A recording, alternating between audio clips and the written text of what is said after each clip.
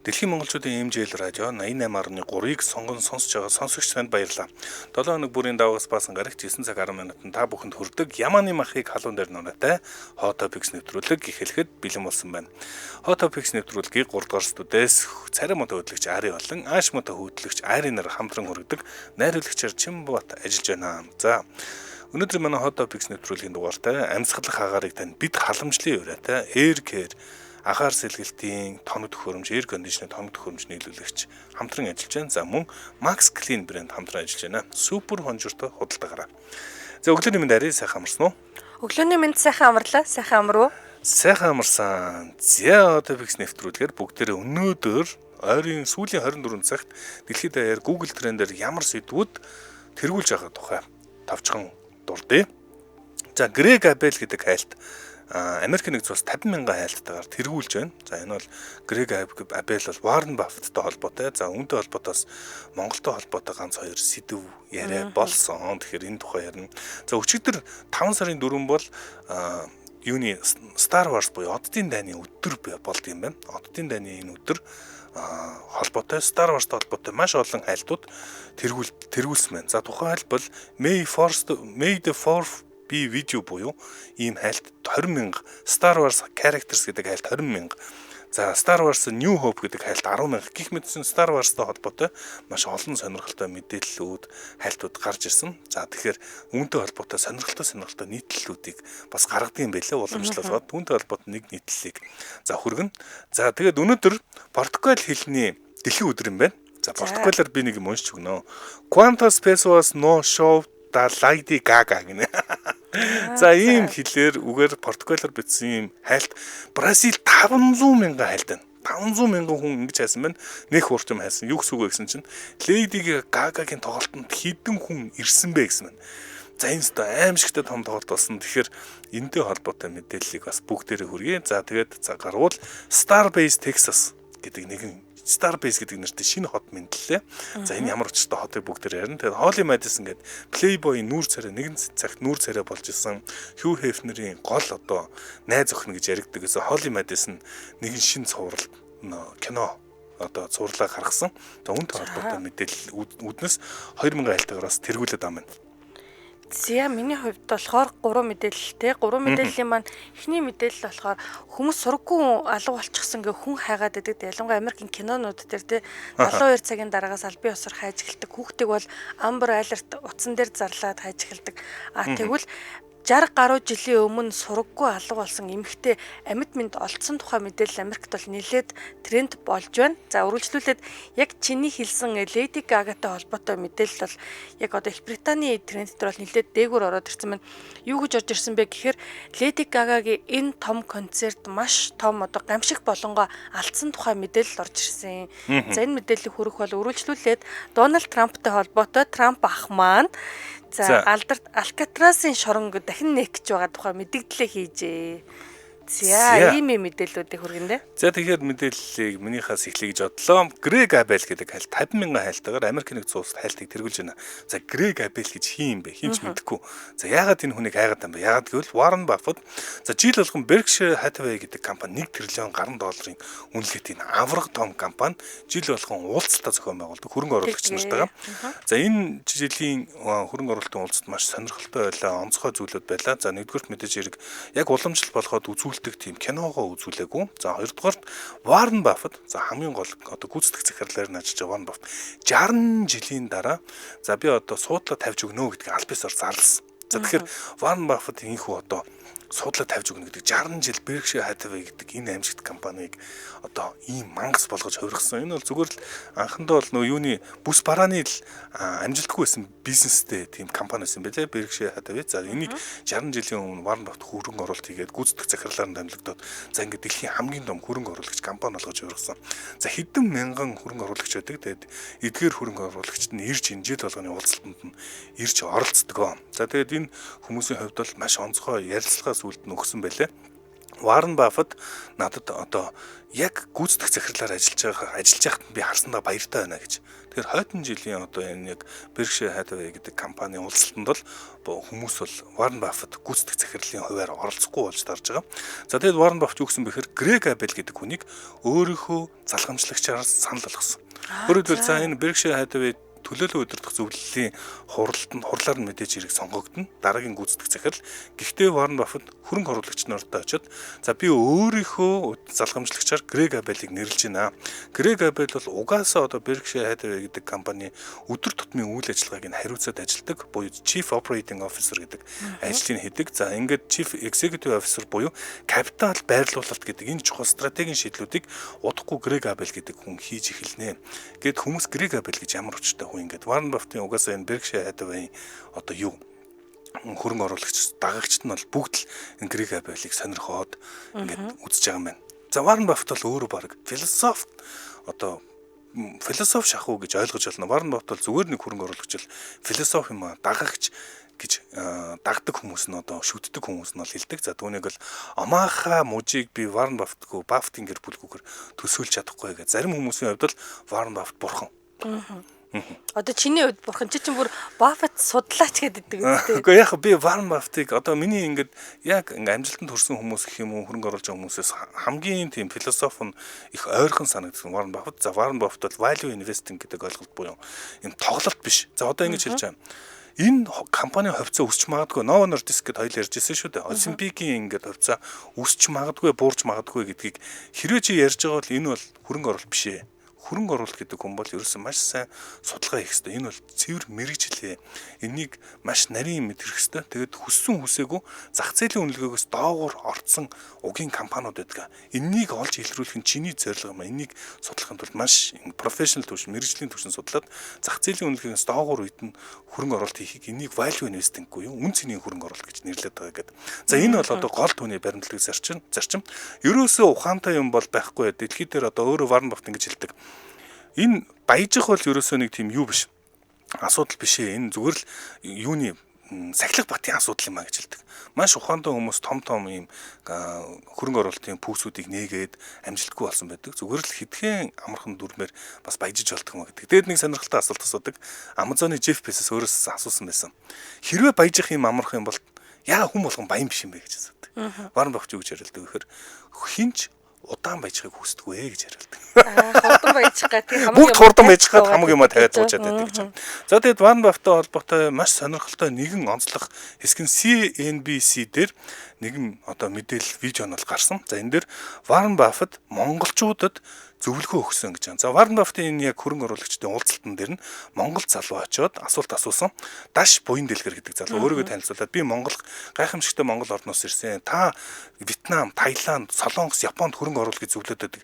Яагаад монголчууд ийм одоо хөрөнгө оруулалт татдаг болохын тулд яах вэ гэхэд хоёрхан л юм хэлсэн л та. Би Warren Buffett бол найзтайгаа хамт 20 жилийн өмнө Монголд нэлээд судалж үзсэн. Тэгээд хоёр зөвлөгөө өгмөр байна. Нэгдүгээр бизнесийн таатай орчин бүрдүүлээч.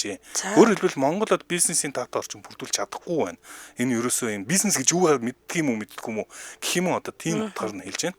За тэгээ бизнесийн таатай орчин бүрдүүлээ. Хоёрдугаарт за төгрөгийн ханш буюу ханшийн мэдлэгтэй болмоор байна буюу зогсоо загвал өсч идэг одоо инфляцтай за хизээ мэдгүй ингээд Венесуелийн хараас орчиж магадгүй гиперинфляц буюу хэд инфляцтай болох магадaltaй энэ эрсдэлтэй газар бол миний тоглоом биш ээ гэж ийм байдлаар санал өгсөн байлаа.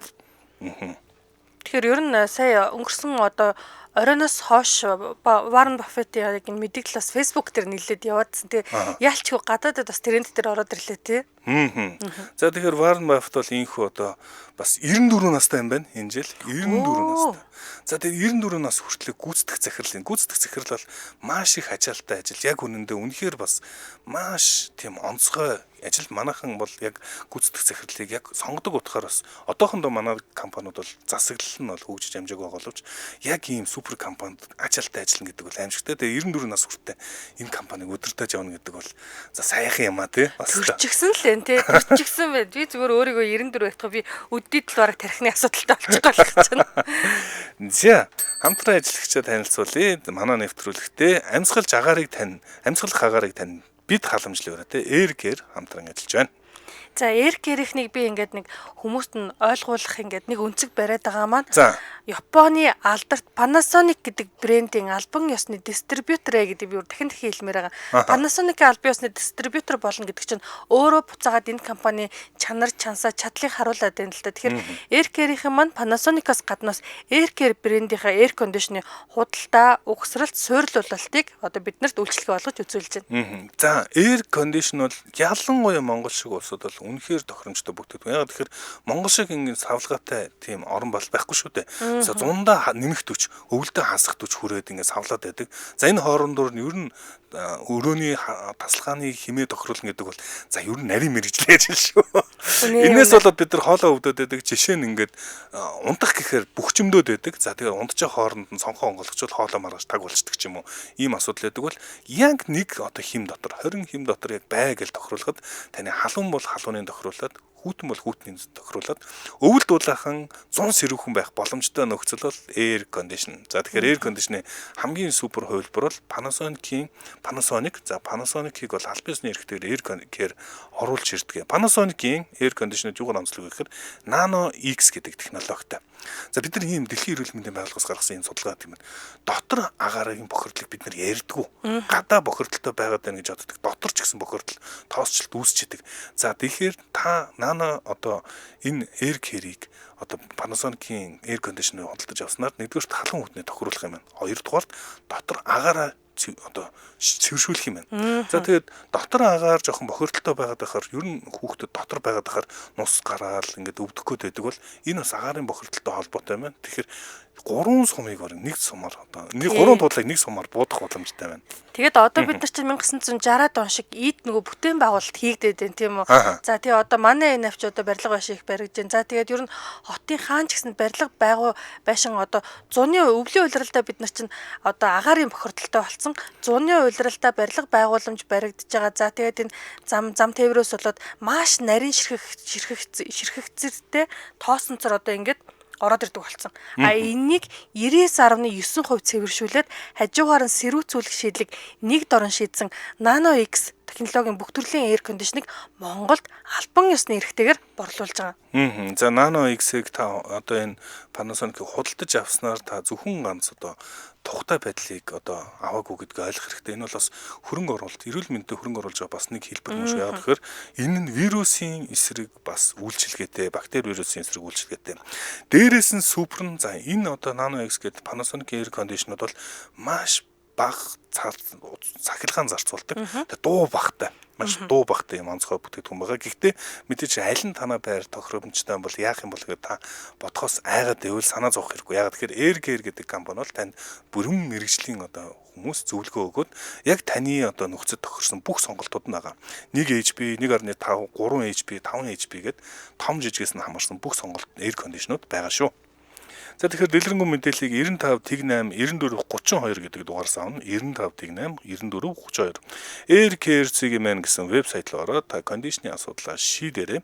Air Care гэсэн Facebook пэйж байгаа. Та бүхэн лайк дараарай. За байрлал нь гэвэл 10 дугаар хорол ийм артын эсрэг талд UB Platinum барилгын 5 дахь хорт байгаа шүү. Манай нэвтрүүлэгтээ амьсгалах агаарыг танд бид халамжлын өрөөтэй Air Care хамтран ажиллаа. Баярлалаа. Баярлалаа. Зя Hottopics нэвтрүүлэг үргэлжилж байна. Зя радиогийн 3 дугаар 1-р студиэс нэвтрүүлэг маань үргэлжилж байна. За тэгэхээр 1962 онд сургаггүй болсон нэг эмэгтэйг тухайн үед одоо ар гэрийнхэн нь гэр бүл нь одоо үр хүүхдүүд нь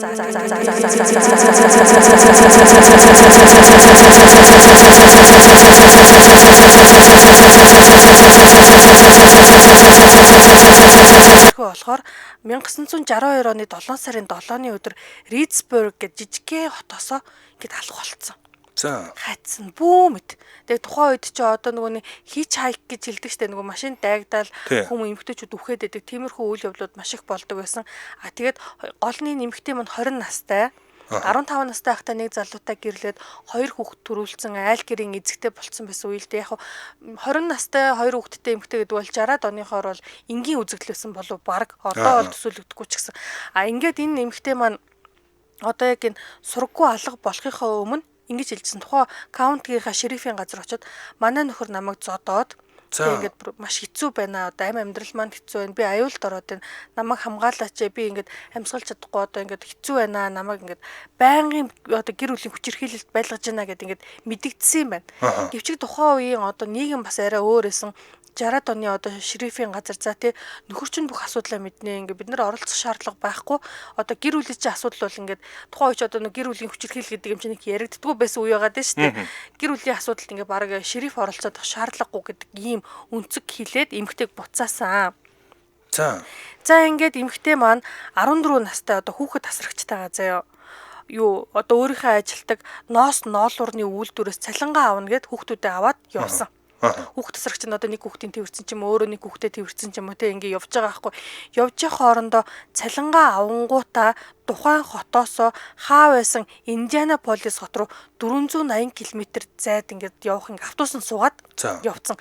14 настай хүүхэд тасрагч айн штэ энэ ч одоо юу нөгөө дөнгөж ингээ те үйлдвэр ороод цалингаа аваад буцах хөстой байтал чинь 480 км зам туулаа яваад төхөр.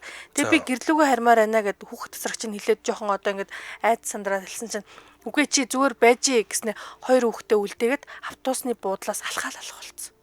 Хүүхэд тасрагч нь үлдээгээд. Тий, хоёр хүүхдээ хүүхэд тасрагчтай үлдээгээд өөрөө автобусны буудлаас ингээл зүгээр ингээд энэ хаалгаар ч юм гараал алах болсон. Тэгээд дахиад энэ эмэгтэйгс нэг ч удаа сурагдуулдаггүй заяа. Тэгээ бүр хайцсан гэдэг нөгөө нөхрийг буруутгах гад тэгэхээр хамгийн сүүлийнх нь гэрч буюу амьдар нарсан хүүхэд тасрагчийн хувьд Индианаполисоос ингээд автобусны буудлын дээрээс алга болсон гэдгийг ингээд нотлоод байдаг. Нөхөр нь тухайн үед одоо нөгөө өөрийнхөө Ридсбург гэдэг хотод ажил төрлөө хийгээ байдсан батлагдаад байдаг.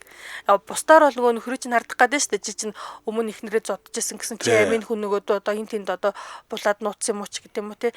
Гэвчиг ингээд энэ хэрэг шийдэгдэхгүй маш олон жил болоо. За нөгөө хоёр хүүхэд нь ээжигээ хайна. Мэдээж хайна штэ. Том болохдоо ч хайна. Ээж маань яатсан хэний гараар хэдэн настай байсан болоо хөөрхий. Баг одоо тэр хасрагч аваад тэврээ явж ин тэгэхээр баг л асан юм да.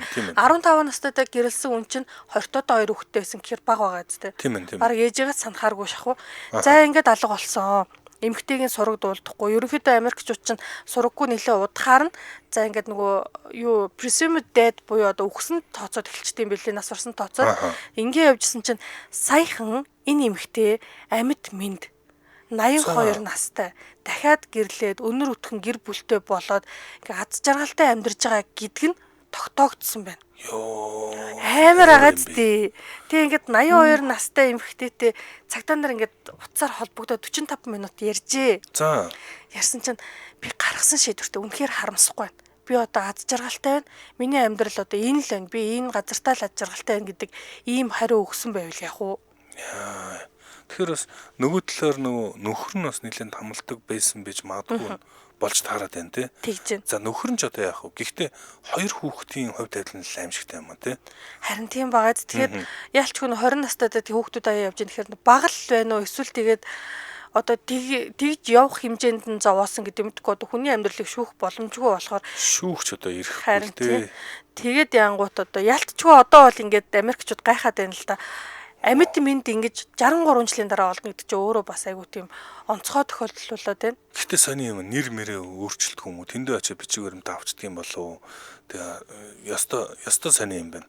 За манай нэвтрүүлгийг ийм арт дэмжиж ажиллаж байна. Ийм арт илүү чанарыг илүү хямдар ураатай. Ийм арт хорооллын салбар илүү чанарыг илүү хямдар буюу 5 сарын 1-ээс 7-ны хооронд зөвхөн ийм арт хорооллын салбарт онцгой хямдрал урамшуул зарлаж дээр нь 50,000 төгрөгөөс дээш худалдан авалтанд экотор бэлгэлж байгаа юм байна. Дэлгэрэнгүй мэдээллийг ийм арт Facebook хуудас болон 76.1 техник гэдэг дугаараас авах нь 76.1 техник манай нэвтрүүлгийг ийм арт дэмжиж ажиллаа баярлаа. Баярлаа. За Hot Topics нэвтрүүлэг үргэлжилж байна. Дараагийн мэдээлэл рүү бүгдээрээ орцгоё. Star Wars буюу оддын дан. За оддын дан гэдэг чинь өөрсдийн гэсэн культтэй одоо талбар гэж ярьдаг тийм. Культ буюу одоо нэг баг шашин шиг болцсон. За тийм дагагчтай, за фэнүүдтэй, за ийм одоо франчайз. За одоо манай монголчууд бас нэг холбогдсон сүүлд нөө хүү хамтлагч нь Сугаан Эсэна гэдэг Мандалорын юу тоглоомн дээр нь дуугийн дуулж өгсөн. Сугаан Эсэна гэдэг хар аян гэдэг дууга цоон шинэ хэлээр зориулж дуулаад за тэр нь дэлхийн бас нэлээд супер олон хүмүүсийг дагуулсан тийм дуу болсон. За тэгээ Star Wars-ийн өдөр өчигдөр болсон. Тэгээ Star Wars-тай холбоотой бөөн хайлтууд тэргүүлж илээ. Тэгээ яадгийн гэхээр энэ өдөр Star Wars-тай холбоотой сонирхолтой юм нийтлэлүүд гаргадаг юм байна. Тэднээсийн нэг нь Star Wars дээр гарч байгаа шинжлэх ухааны юм амар фантастик зүйлүүдийг хийх боломжтой юу гэдэг юм шинжлэх ухааны бүр нийтлэлүүд гарч эхэлдэг юм байна. За тэднээсээс нь бас нэг сонирхолтой гэж бодлоо. За хамгийн сонирхолтой нь магадгүй энэ нөгөө юунд одоо энэ Хан Соло гэдэг гол дүртнүүдийг Harrison Ford-ын тоглодог дүрчийн хөлдөөцсөн байдгаар гардаг дөрөвдүгээр анги.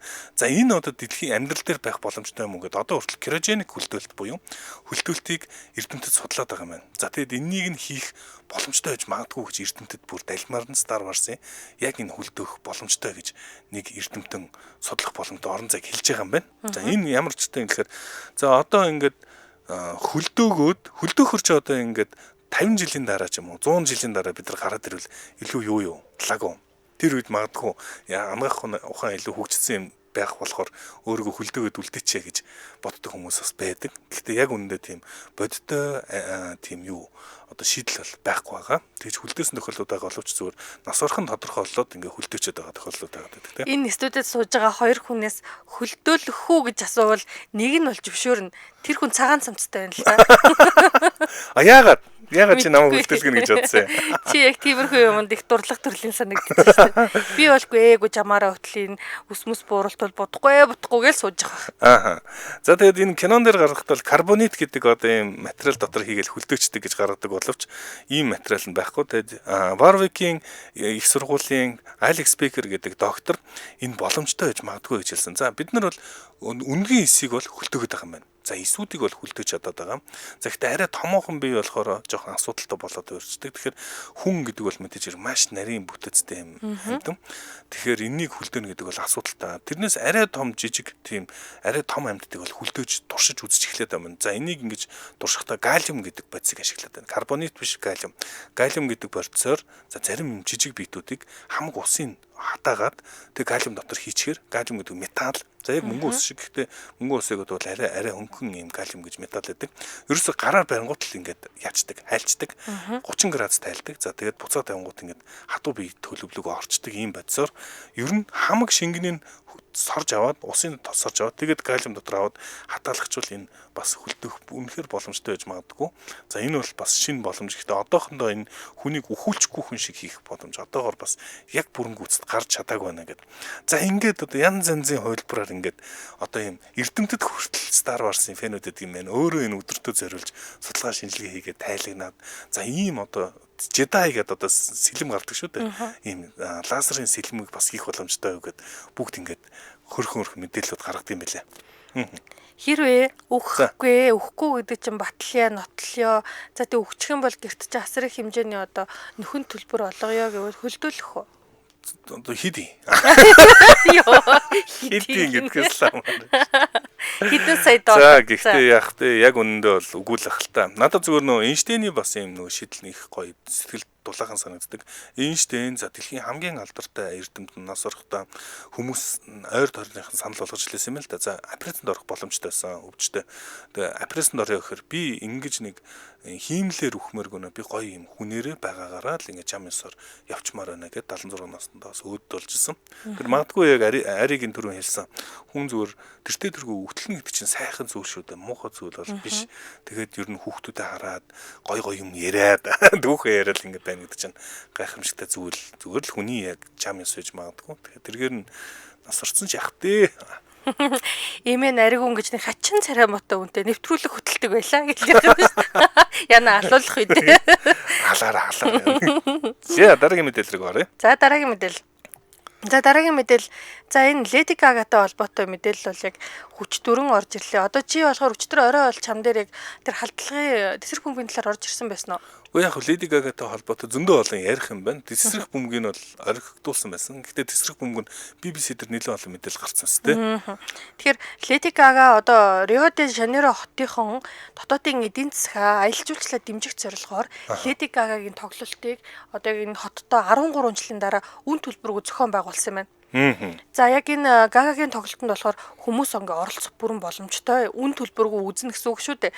Гагад мэдээж тодорхой хэмжээний одоо гэрээгээр тохирсон төлбөрөө өгж байгаа. Гэхдээ иргэдийн хувьд хэн ч хамаагүй хүссэн үнгүй ирээд үзэх боломжтой ийм тоглолтыг зохион байгуулсан. Энэ тоглолтынхоо хүрээнд 100 сая еврогийн одоо ашгийг одоо буцаагаад эдийн засагта оруулж ирнэ гэсэн ийм төлөвлөгөө байсан юм билээ. За тэгээ Гагагийн хувьд болохоор өөрийнхөө одоо BTS-ийн жишээ нь одоо фэнүүдээ Army гэж нэрлэдэг бол Гагагийн фэнүүдийг Monsters буюу мангасууд гэж нэрлэдэг. Little Monsters гэдэг тийм. Гага болохоор одоо юу гэдэг өөрийнхөө одоо мангасуудтайгаа бяцхан мангасуудтайгаа уулзлахгүй удлаа тийм ингээд хэдэн 10 гаруй жилийн дараа намайг хүлээж авч байгаад баярлалаа гэж тоглолтоо угаасаа тулталан тавьдаг уран бүтээлч болохоор гайхамшигтай гоё хийсэн. Үнэхээр цэцэрхайсан. Гэвчиг энэ үеэр нь одоо Гагагийн өөрийнх нь шүтэн бишрэгч гэж өөрийгөө нэрлсэн нэгэн залуу мөн түүний туслах болох нэг өсвөр насны хүү хоёр одоо гар аргаар хийсэн тесрэх бөмбөгийг дэлбэлэхээр бэлдэж байсан гэдгийг нь Рио хотын цагдаа нар олж тогтоогоод за тэгээ бөмбөгийг тэслэхээс өмнө аз болж одоо ингээд аюулгүй болгоод энэ одоо хэрэгт холбогдсон сэжигтэй иргэдэг бол сэжигтэй этгээдүүдийг бол саатуулсан гэдэг мэдээлэл цацагдж байна л да.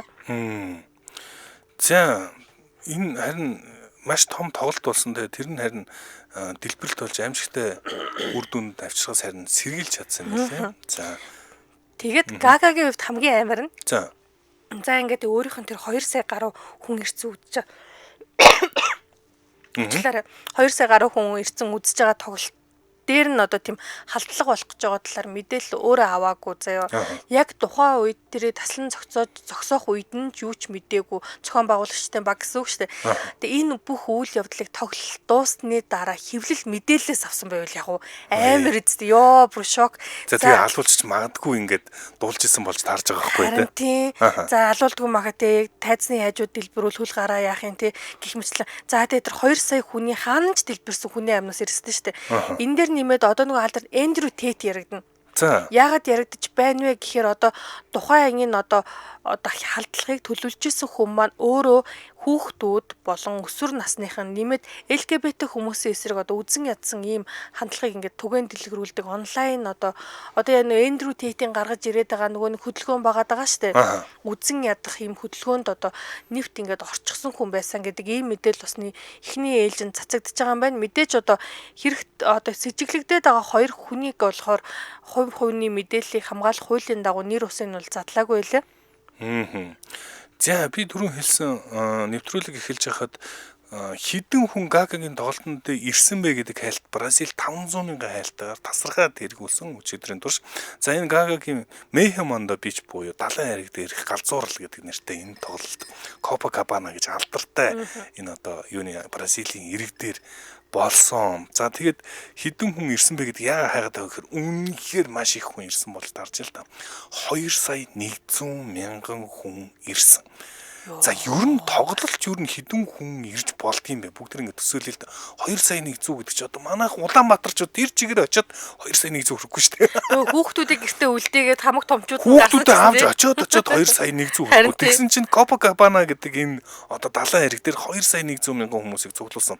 За ийхүү Гага бас магадгүй рекорд эвдэлж магадгүй гэж хүмүүс сонирхоод за ингээ харангуут үнэхээр олон хүн байгаа болохоор хэдэн хүн орсон юм бэ гэд бразилчууд өөрсдөө хүртэл шоконд ороод хайгаад байсан юм байна. За Гага нөгөө алдарт одоо Мадонна за Rolling Stones эднүсийг ч гэсэн давсан. За Rolling Stones жишээ нь сая 500 цуглуулж байсан юм байна. Мадонна бол сая 600 цуглуулж байсан. За Гага бол 2 сая 100. За ингээд энэ түүхэнд бичигдэх юм амжилт үзүүлсэн юм байна. Маш олон хүний цуглуулсан. Гэхдээ энэ 1997 оноос хойш хамгийн олон хүн цуглуулсан. Дэлхийн түүхэнд хамгийн олон хүн цуглуулсан концерт болж таарж байна. За энэ хүү дэлхийн түүхэнд хамгийн олон хүн цуглуулснараа 5 бичигдэж эхэлж байна. Lady Gaga. За бусдын сонирхуулаад үзүүлвэл нэгт бичигддэг нь за энэ Рио де Жанейро хотод бас байд юм байна. 5 топ 5-ын 3 нь Copacabana энэ юун дээр далайн айраг дээр байдаг юм байна. За Rod Stewart гэдэг энэ хүн 3 сая 500 хүмүүсийг 500 мянган хүмүүсийг 1994 онд яг шинэ жилийн орой цуглуулж ирсэн. За ийм бас алдартай үзэгдэл болж ирсэн бол Jean-Michel Jarre гэдэг энэ Москвагийн их сургуулийн гадаа 3 сая 500 мянган хүмүүсийг бас цуглуулж ирсэн юм тоглолт болж ирсэн юм байна. За ингээд 3 сая 2 сая 500 мянга гэж байгаа бол Lady Gaga-гийн 2 сая 100 мянга. За галзуурмаар их олон хүмүүсийг цуглуулж ин түүхэнд бас бичигдэж эхэлсэн. Тэгээд энэ хүмүүсийн олон хүмүүсийн анхаарлыг бас татаад байсан юм байна. Чи Гагаг юу н сонсдгоо? Гага сонсон штэ. Гага Poker Face-д дуртай. За ер нь л их гоё юм шиг санагддаг. Тэгээд Lady Gaga бол яг тоглолтын дээр өөрөө яг хэлсэн. Би бразилчуудаа баярлаа. Тэгэд өөрөө бус яг португал хэлээр бразилчуудын ярьдаг хэлээр нь мэндчлэгээ дэвшүүлсэн. За тэгээд LGBT community, LGBT хүмүүстэй мэд дэвшүүлж байна гэдэг. Өөрөө бол хамгийн том урдаа барьдаг одоо LGBT хүмүүсийн туг нь болж яваад байдаг те. Gaga. Нэг 10 гаруй жилийн өмнө бас энэ Азийн нэг оронд болсон тоглолтын үеэр манай нэг найз авч үзэхгүй юу. Тухайн үед Гага яг нэг эрэгтэй хүний шингэнтэй өнөртөө усаа худалдаанд гаргаад тэр нь нилээ ингээд нэг худалдаанд орсон. Би ч Монголоос би сонирхоод загчижсэн. Тэг тас хар өнөртөө ус ирж илээ нэг тийм ингээд тас хар цус шиг. Гага 2025 онд инхүү Copacabana далайн хэрэг дээр тоглолтоо хийж байгаа. Энэ уг нь бол 17 онд тоглолтоо хийх ёстой байсан. Энэ том тоглолт болох байсан боловч тэр үед тоглолт болоогүй. Яг тэгэхээр Гага гинт эрүүл мэндийн асуудалтай болсон. Фибромиалгия буюу энэ нэгдлийн хэсэг зарим хэсгүүдийн булчингийн сулралтай болдог ийм өвчтэй юм байлээ. За бүр энэгээр нь бүр кино хийсэн байдаг. Фибромиалгия ийм өвчний онцтойгоор яаж амьдралд ахуйд нөлөөлж байгаа тухай бас кинонууд нь хийсэн байт юм бэлээ. За ингээд 17 онд хийж чадаагүй 12 онд бол Гага яг энэ ирэг дээр хийсэн инхүү 13 жилийн дараа 2 сая 100 фэнийхээ өмнө гайхамшигтай нэг үчиг өнгөрөөжээ. За орчин цагийн домог юм уу ялтчихгүй те. За тэгэлгүй байх уу. За манай нэвтрүүлэгтээ Max Clean брэнд супер хонжиртой худалдаагаараа хамтран ажиллаж байна. За энэ Max Clean-ийг би өөрөө хэрэгжилж үзсэн болохоор би бүр энийг маш сайн ярина. Яагаад гэхээр за арьсанд харьцлахгүй толбонд хүчтэй гэж байгаа. Толбонд хүчтэйг нь би үнэхээр харсан. Манай охин ч одоо каратегаар хичээлдэг. За тэр нөгөө даргаар цагаан хувцас байгаа шүү дээ. Одоо кимоно гэж одоо багш нь хэлээд байдаг байлээ. Кимоног ингээд угаах бол яг ингээд цагаан хувцсан дээр чинь одоо ялангуяа ингээд хүүхчин хөлөрөнтэй ингээд орчны ингээд шороо тооснаа алдаад ингээд тасгаар ингээд болцсон. Тэрний ингээд би эхлээд нөгөө угаахт ингээд гараар нухалж угаадаг байлаа. Машин тийхээсээ өмнө яагаад тэр чигээрээ тогтож штэ. Тэгсэн чинь манай хүн өөрөө нэг өдөр намайг байхгүй өөрөө угаах гээд заяа Max Clean-ээс хийгээд машин тийгээ заяа нөгөө нухлаагүй гэсэн үг штэ. За тэгсэн чинь би нөгөө нөхрийг чинь за ингээд чи нах үзүүн тасгаар болчлоо гэж би орой нөгөөх нь ч хараагүй загнаа заяа. Аашаа гаргаас гэл. Ааштай гэдгээ сануулсан гэл. Дахиад ингээд чи 130 мянгаар чи хувцас авчин дутаа юу гэж би ингээд заяа. Би яг нөгөө нэг эйжент зан гарч байгаа юм чинь. За тэгсэн чинь нөгөө алдарт би өмнө төрүүлж гараар нухалдаг байсан хэсэг маань Max Clean арилцсан байсан. Энэ бол би яг нэг өөрийнхөө практик дээр өөрийнхөө амьдрал дээр үзчихэж байгаа хгүй. Тэнгүүтээ би за энийг би тэгвэл дахиж гараараа нухлах шаардлагагүй шууд машин тийчих юм байна. Энийг арилгаж чадж байгаа юм чинь энэ юу нэг ингээд толбонд үнэхээр супер юм байна гэдэг яг өөрөө мэдсэн л тээ. За тэгэхээр Max Clean брэнд Наран Cosmetics бөөний төв дээр за хуучин бөмбөр худалдааны төвийн А2 булаг худалдааны төвийн 2 дугаар давхарт Ярмаг Foods City худалдааны төвийн 3 дугаар давхарт Ном бол ийм мартын супермаркетын бүх салбаруудаар бүх сүлжээ дэлгүүрүүдээр зах худалдааны төвүүдээр худалдаалж байгаа. За Малайз улсад үйлдвэрлэгдсэн хуурай болон шингэн угаалгын ундаг байгаа, шал угаагч байгаа, салфетик зэрэг ахуйн хэрэглээний бүтээгдэхүүн үйлдвэрлэдэг. Тэгэхээр 3.2 кг-ийн савлгаатай худалдаалагдж байсан бол шинээр 900 г савлгаатай ирээд худалдаалагдаж гисэн. Энэ нэг би яг хэрэглэсэн 900 г-тай дөрвөлжин хөөрхөн хайрцагтайгаа. За тэгэхээр 99.9% бактерийг устгана. Өвсний толб, хоолны бүх төрлийн толб, цусны толб, нүүрний бүх төрлийн будагны толб, бэхний толб, гүн бохирдсон бүх төрлийн бохирдлыг уул мөргөө арилгана, хөөсрөлт багч, үнэргүй ингээд ер нь бол нэг тийм химийн найрлагнаас гайгүй ирнэ. Маш одоо үр дүнтэй ийм угаалгын унтаг байгаа. Энэ чинь бас нөгөө хүчжүүлсэн хэм баяжуулсан маягийн тийм угаалгын унтаг юм билээ шүү дээ. Заавал их хэмжээгээр хийдэг биш. Илүү бага хэмжээний илүү хүчтэй нөлөөтэй байдаг. За тухайлбал 3.2 кг ингээд савлгаатай юм байна. Энэ нь 120 албагүй 120 угаалтанд хүрдэг гэж байгаа. За тэгэхээр энэ бас давхар бас хэмнэлттэй юм бүтээгдэхүүн. За Max Clean Mongolia гэдэг Facebook-ээс та хайвал аль биесний Facebook пэйж нэгээ та бүхэн лайк дараарай, дэлгэрэнгүй мэдээллийг аваарай. Max Clean брендийг за Наран Cosmetics оруулж ирдэг. Тэгэхээр дэлгэрэнгүй мэдээллийг Наран Cosmetics-ийн мэн гэсэн вебсайтуудаас та авах боломжтой шүү. Харин утсаар хамтран ажиллах мэдээлэл авъя гэвэл 80-2 55-85 гэдэг дугаар руу залгаарай. 80-2 55-85. За манай нэвтрүүлэгтээ супер хонжиртой худалдаагаараа Max Clean брэнд хамтран ажиллаа. Баярлалаа. Баярлалаа. За Hot Topics нэвтрүүлэг үргэлжилж байна. Дараагийн мэдээлэл рүү бүгдээ орцгоё. Дараагийн мэдээлэл доо минийх үү? За би пирсэн ч болно л доо. За. Чиний штэ. За ингээ. За Америкийн нэгдсэн улсын ерөнхийлөгч Дональд Трамп маань Калифорнийн Сан Франциско хотод алдарт одоо бол ерөнхийдөө бараг музей чиглэлээр үйл ажиллагаагаа явуулж байгаа домогт Алькатрас шоронгийн үйл ажиллагааг дахин нээнэ гэдэг ийм мэдээллийг хийсэн. За тэгэхээр өөрийнхөө алдарт хувийн сошиал медиа буюу Truth Social л байхаа. Юу лээ? Одоо танаа ахыг би сайн мэдэхгүй шүү дээ. Би дараа нь өөрийнхөө ахаа ярина. Өөрийнх нь сошиал медиа нь юу илээ? Нөгөө лаг хэлж өгөөд өгдөг үстэй. Truth үү?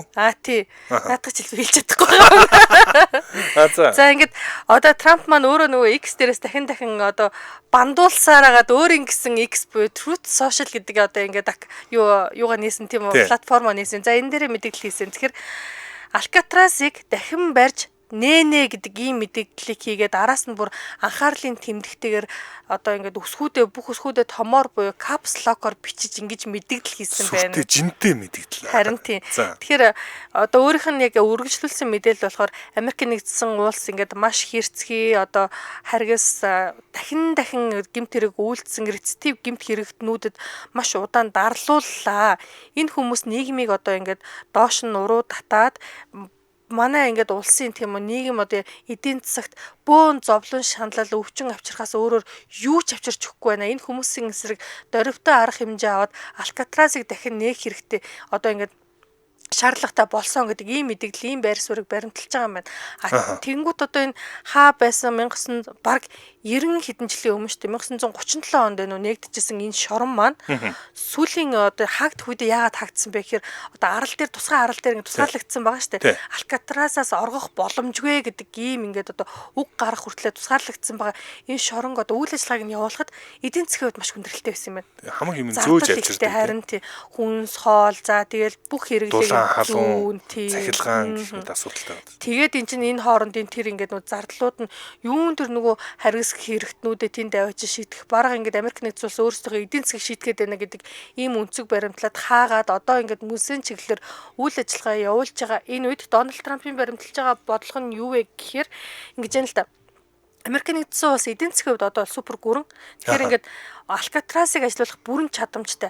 Харин давтан гэмт хэрэг үйлдээд байгаа гэмт хэрэгтнүүдийн хувьд Алькатрасаас өөр сонголт байхгүй гэдгийг ингээд хэлснээрээ ерөнхийдөө бол одоо яг засан хүмүүжүүлэх тал дээр илүү хатуу байр суурийг баримтлана гэдэг ийм л өнцгтэй байгаад байгаа юм байна л да. За Алькатрас гэдэг хайлт яг Google дээр түрүүхэн одоо яг трендлж эхэлсэн ямар учиртай ингээ харсан чинь 20,000 хайлтаар 2 цагийн өмнө трендлсэн байна. За тэгэхээр энэ тренд угаасаа өсөх нь тодорхой юм байна. Дүнгэж одоо чанж эхэлж байгаа боодог байна. Тэгэхээр шарж эхэлж байгаа боодог байна. Тэгээд удахгүй бас зөндөө олон асуудал болох байх. За Алькатрас гэдэг нэрийг бүгдээр сонсохоор Алькатрастай холбоотой маш алдартай кинонууд байдаг шүү дээ. Алькатрасын орголт гэдэг бол за би одоо дэлхийд өнөөдөр цэгийг бид хоёр яриад рекорд гэдгийг хамгийн олон нэг дор үзсэн тэр нь 1000 хэдэн зуйлаа 1000 гарч ирсэн тохиол тэр нь Алькатрасын шоронгийн орголтын тухай ярьж ирсэн. За тэгээ тэр угаас бүр кино тэр Алькатрасаас оргох үнэхээр боломжгүй. Тэгээд нэг удаагийн орлого хийсэн. Тэргээр нь одоо Клинт Иствудын тоглосон кино хийсэн байдаг. За ингээл хүн болгоны ярианы сэдэв болдог. За ийхүү Алькатрас эргэн ирэлт хийх гэж байгаа тухайн мэдээгээс болоод хүмүүс бас шуурж байгаа юм байна. За би товчхон нэг мэдээлэл хүргээд өндөрлөе гэж бодлоо. За нэвтрүүлэг эхэлж явах Starbase гэдгийн тухай би ярьж исэн. За Elon Musk 2021 онд ийм жиргээ бичижсэн байна. Бид нэр Starbase гэдэг хотыг Техас мужид байгуулнаа. Тэндээс бид Марсыг за тэгээд оддыг эзэлнэ гэж ийм жиргээ бичижсэн. За тэгээд энэ нэг ийм зүгнэлийн маягийн ч юм уу одоо нэг ойлгомжгүй байсан бол энэ одоо өгүүлбэрийн нэг өгүүлбэр нь үнэн болсон байна. Starbase гэдэг нэртэй хот байгаагүй. Гэтэ одоо яг талбайд уржигдэрхэн 5 сарын 3-нд санал хураалт аваад оршин суугчдаас нь санал хураалт аваад 218 хүмүүс оролцсноос 212 саналтайгаар Боко Чика гэдэг нэртэй энэ хотхныг Starbase гэж нэрлэдэг болж байгаа юм. За оддын бааз гэж. За энийг бол манаа хийж байгаа. Хараа бахархъя.